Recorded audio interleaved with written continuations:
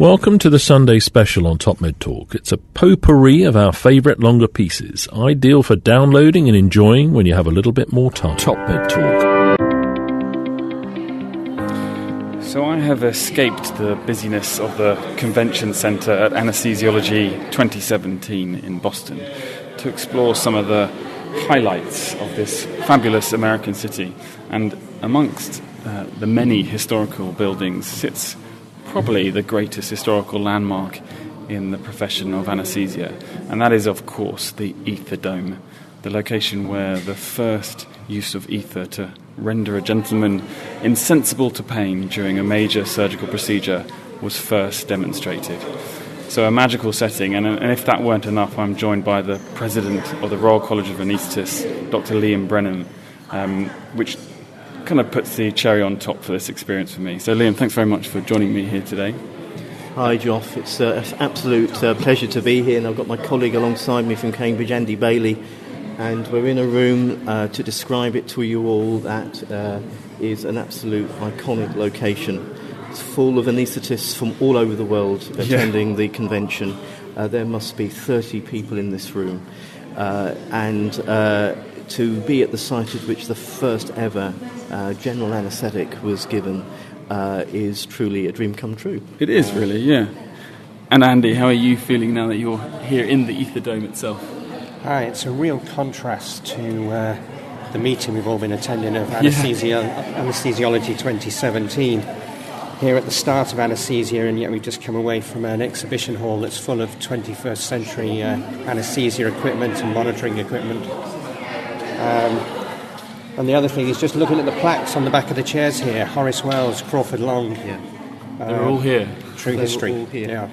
And we were mentioning earlier, one of the most remarkable parts to this story was the speed at which it then spread around the world, given the time in which it was done. So this is 171 years ago, done here in October. Yep. And then it was in London by... So, 16th of October 1846, the anaesthetic was given in this room by William Morton, and by the 19th of December, anaesthesia was being given in London. The news was taken across the Atlantic on a steamer, and within 6 months, practically every country in Europe, ether anaesthesia was being used. And you consider at the time, this was before internet, this was before Twitter. Telephones, Twitter, social media. The speed at which this spread was truly remarkable. It is. And it really highlights to some degree the speed, or maybe the slowness at which we can kind of get things going nowadays, innovations, whatnot, the regulations for good reasons in terms of ethics and safety-wise, but it just, this wouldn't, nowadays, an invention like this would not have spread with such capacity. Well, I think absolutely right. You imagine today if we had an innovation like ether anaesthesia, how long it would take to get past all of the regulatory authorities to come to a phase 3 trial, and then they'd find out that, of course, patients died if you used it inexpertly, and that would have been an end to it. Yeah.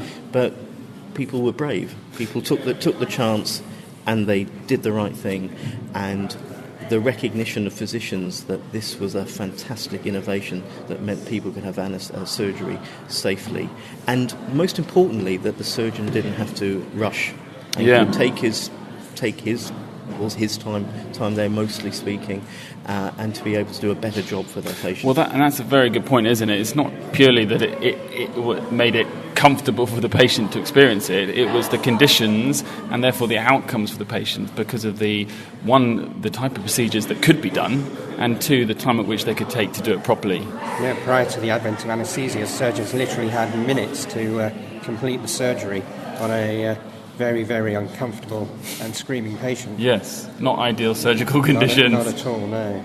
And you mentioned, Liam, obviously the fact that it was found to be very dangerous, used inexpertly, but that does also highlight where we've come to, in terms of safety of use of anaesthesia.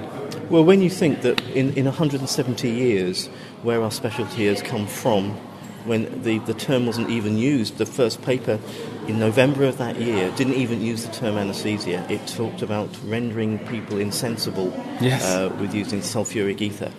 for the conduct of surgery, is how it was described. So the word wasn't even used. 171 years later, you look at how we have progressed.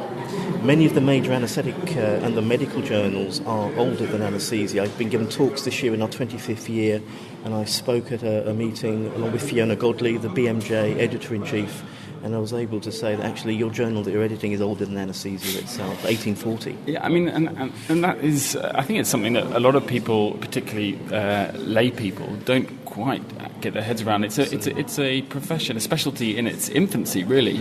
It is, and I think, of course, now the next innovations are coming in perioperative medicine. We're looking at artificial intelligence, we're looking at big data, we're looking at genomics. These are all the new horizons that we're going to be delving into to progress the specialty in our next 25 years as a Royal College and for the next 25 years of the specialty. Well, and that's a good point. Where we're sitting here 171 years after the first anaesthetic. I wonder what it's going to be like in 171 years from now. Who knows? One thing is for certain, none of us will be there, Joff.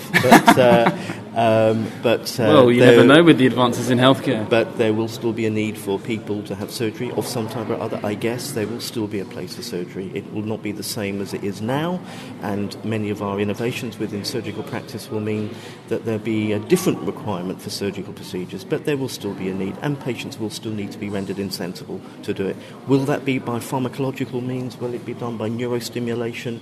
Who knows? But there will still be a need to make people insensible from pain, and that is always going to be a requirement as long as there's humans on the planet.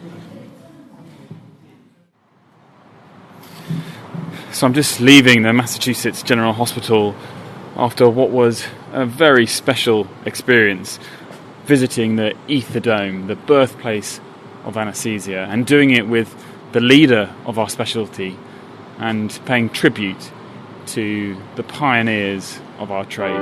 Thanks for downloading and listening to Top Med Talk. Don't forget to find us on social media. We're on Twitter, Facebook, Instagram, even got our own YouTube channel. Whichever your favourite social media feed is, we're bound to be there. Find us. Also, subscribe to this podcast so that you never miss an episode. And make sure you go to the Top Med Talk website, topmedtalk.com. and get on board with the email updates. Oh, whilst you're at it as well, I suggest you download our entire back catalogue. We're categorising at the moment. We're having a little look through it. It may not always be in the form that you currently find it. So if you get your hard drive ready for a full-on download via the website perhaps, or perhaps through your podcatcher. Oh, and if you fancy meeting us, why not go to the website edpom.org/meetings. Our next big event is EdPom USA, the Dallas Masters Course, a perioperative care practicum. Have a look for details of that and some of the other meetings coming up across the next year. edpom.org/meetings.